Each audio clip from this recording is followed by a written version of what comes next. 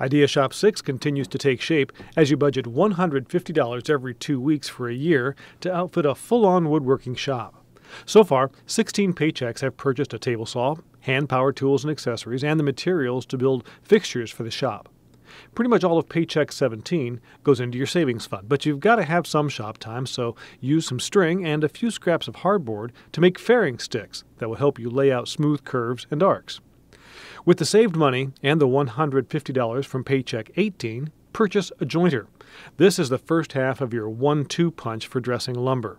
The other half, a planer, requires saving up some more money, so it comes several paychecks down the road. With Paycheck 19, purchase the materials to build a flip-top bench. It's the perfect place to mount the jointer and planer.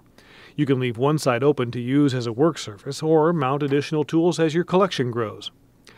The bulk of Paycheck 20 goes to the savings fund after you spend a few dollars to build a wall storage panel using perforated hardboard.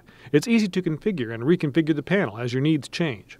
So, through 20 of our 26 Paychecks, here's how Idea Shop 6 has grown.